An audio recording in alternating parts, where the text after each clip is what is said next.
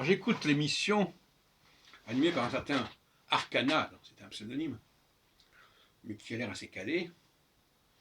Alors, il nous rappelle l'affaire de Sargon. Sargon, le roi Sargon, qui est un roi acadien, et il montre que l'histoire de Moïse, Moshe, aurait été calquée sur ce qui est arrivé à Sargon, des emprunts. Et moi, je m'intéresse beaucoup aux contrefaçons, aux emprunts, et dans bien des cas, effectivement, quand on fabrique quelque chose, on se sert de documents plus anciens. Voilà. Bon. Donc, on veut raconter une histoire sur Moïse, et bien on se sert de la biographie de personnages comme Sargon.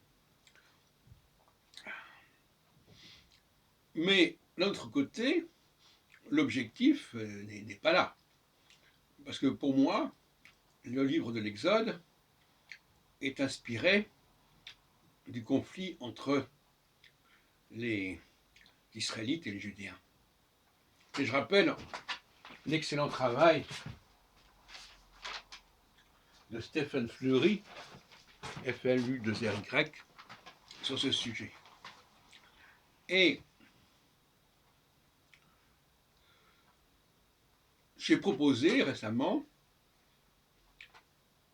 de voir dans le départ des Hébreux d'Égypte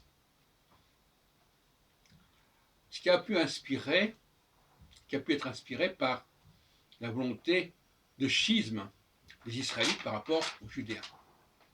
Et la royauté de David et de Salomon est comparée en fait à celle des pharaons.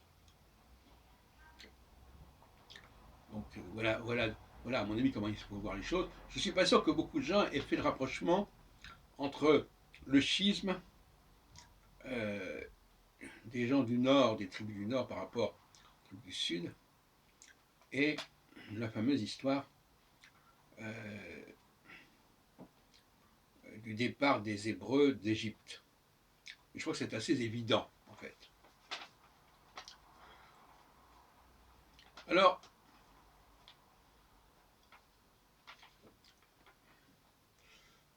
concernant ce que dit Arcana, qui n'est pas d'ailleurs spécialement lié dans son travail général à ces questions-là, mais bien qu'il ait fait aussi des études sur spécialement la Bible, je n'ai pas tout d'ailleurs encore eu le temps de suivre.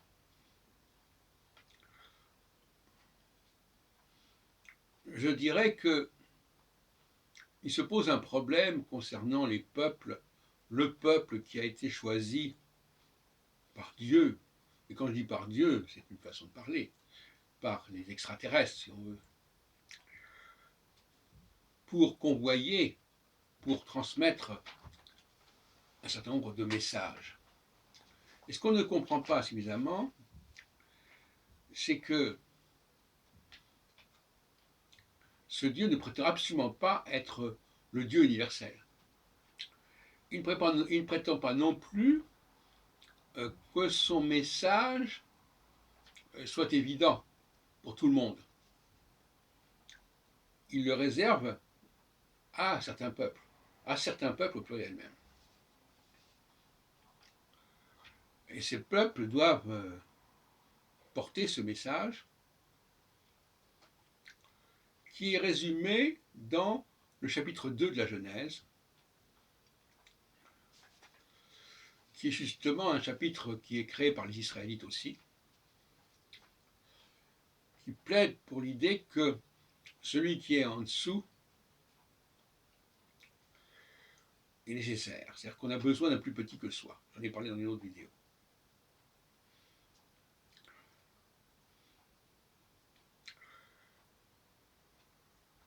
Pour moi, cette idée d'avoir besoin d'un plus petit que soi, c'est typiquement la tentation principale de tout appareillage. Aujourd'hui, quand on pose une question à quelqu'un, et attendez, je regardais sur mon téléphone la réponse. Plus petit que soi. Et bien la femme incarne cela. Et bien des activités subalternes, comme on appellerait ça ancillaires, sont des activités dont l'homme s'est déchargé. Pour le déchargement, le fait que la femme soit enceinte, c'est aussi une façon de le décharger. Alors, parler d'égalité entre l'homme et la femme, c'est une vaste plaisanterie, vous auriez compris.